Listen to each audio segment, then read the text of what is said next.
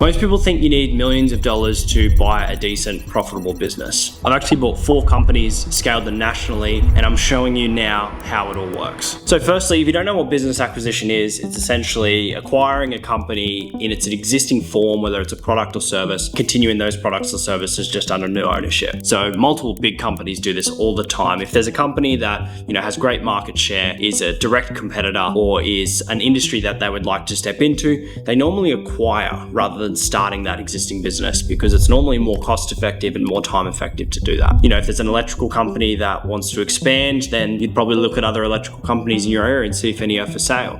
You can acquire great talent, you can acquire all of their existing clients and have a really nice financial gain within a short period of time, rather than starting from the absolute bottom and working your way all the way up. So a real example of this is I've done this 4 times. I've bought 4 different companies. My first one I bought from Gumtree for $60,000. Didn't use any of my own money up front, had 2 investors, scaled that up to a multi-million-dollar company. I've also bought 3 other companies within the same marketing space and merged them all together to create one large national competitor. So one of those companies I actually bought for $110,000 in a small town where I wanted to expand my existing company. Now this made sense because it was already a profitable company and it was a small location expansion when we were going pretty large nationally, and I could pick it up at a very good discount. The reason for that as well is because the majority of the expenses within the P&L were all add backs, because I was already operating a company in that industry. So if you think about the company I'm trying to buy, I already pay all of those expenses in my existing company. So this company essentially becomes expense free, creating a large number of add backs, creating a larger net profit potential as to what is on that current P&L. So this is an area where you sort of look opportunistic for what your business is and if it's a good integration into your existing business with a decent sized upside. So I paid $110,000 and I think that one was netting about $60,000 around that with those add backs. So I picked that up for under a 2 times multiple, which is absolutely incredible, especially in terms of these lean service-based businesses with minimal owner dependency. This company had 1 or 2 subcontractors that did all of the work. So it really just was a no-brainer for me. So as I mentioned, it was a natural extension of my business, which is one of the main reasons acquisition is so beneficial. Is if you want to grow fast, if you want to expand to different areas, if you want to recruit great staff, looking for somewhere within your industry, or even if you're just looking to break out of a job and you want to really knuckle down on something you're passionate about, or you love business and you want to really work towards owning your own business, acquisition is the most time and cost-effective way of doing it. What can take you 5 years in a startup can take you less than 6 months to acquire something to completely change either your life or completely increase your profit and loss statement in your existing business. Really, acquisition does beat startups in terms of cash flow and time in many ways. Obviously, if you have a great idea that you can start up quickly, raise capital and,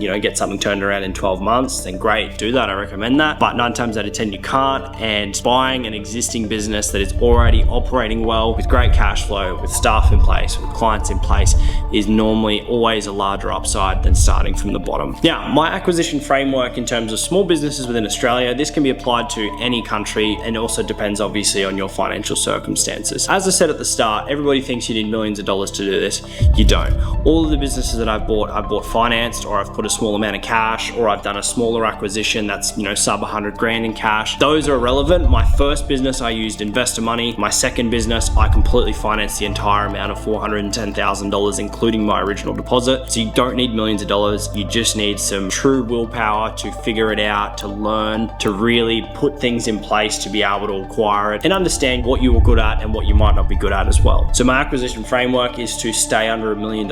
I don't recommend buying businesses over $1 million unless you are very experienced, unless you have a lot of cash, and unless you have a capital partner to assist you, or you're very experienced within the business that you're buying over $1 million. Now, staying under $1 million is a bit of a personal preference, but it's also a risk tolerance as well. Look, if you've got the cash to do it and you're in the right place and you're looking at multi-million-dollar acquisitions, you're probably not watching this video. If you are, awesome. You can apply these principles. For my sake and my preference, I tend to stay under $1 million for now. These are just small extensions and vertical integrations to my existing businesses. But if you want to go balls to the wall and go for $1 million, I encourage you to do so. Go for it. Also, red flags to avoid for me is key man dependency. If the business owner's relationships with the clients are essentially completely dependent on the owner, then I'm really worried about that. That's probably the biggest one, is that most business owners, they do it as a sole operator to start with, and they build all the relationships, they grind, they establish establish put everything in place essentially.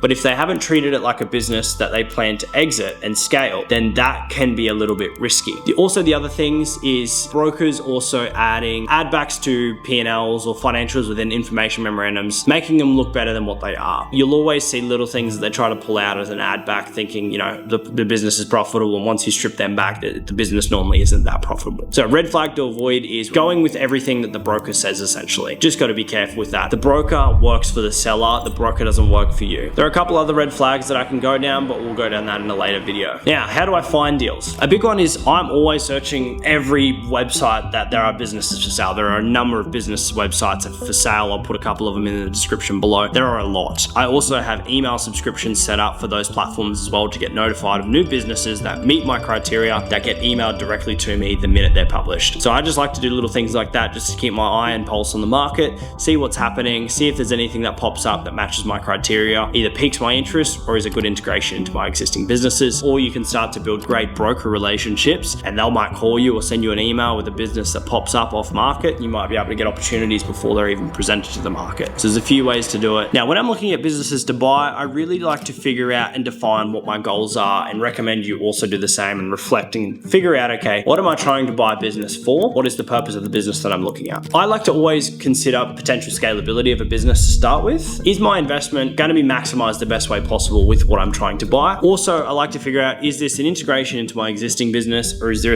a complete new venture into a different industry that I feel has great potential and that I would like to explore? Sometimes you might do that as a business owner. You get bored within your business at times and you think, oh, I would love to do a new challenge within a new industry. And if something stacks up and makes sense, go for it. There's no harm in doing so. So really just defining what your goals are within this business acquisition space is very key, because you don't want to sort of get fragmented into too many different ways. And a common thing when you sort of come across business acquisition and you look at your businesses and it's all the money and things like that, you look at yourself as essentially an entrepreneur as like a hammer, and all of these little opportunities are nails, and you're just trying to hit every single different opportunity thinking everything's the perfect one for you. But really getting clear and defining what your future potential goals are, where you really want to build your businesses to, where you really want to see yourself financially, and also what lifestyle you envision for yourself, because some businesses can be a lot more demanding on your time and your stress and your mental health than other businesses. So I'd recommend going for businesses that, have a bit more flexibility, less sort of dependency on the owner. I hope you guys grabbed some value out of this video. These are the couple of key things that I like to run through in terms of finding profitable businesses. And as I said, I like to demystify the fact that you need millions of dollars to buy a business. You don't. There are many ways that you can work as an employee and buy a business, or an existing small business owner, which is the more favorable one if you've got an existing business. It's normally easy to buy another business. There are multiple ways that you can do it. You just need some willpower, you need the right opportunity, and you need the right financial support to assist you in doing that from either a bank, family member, or your own personal money. See you in the next one.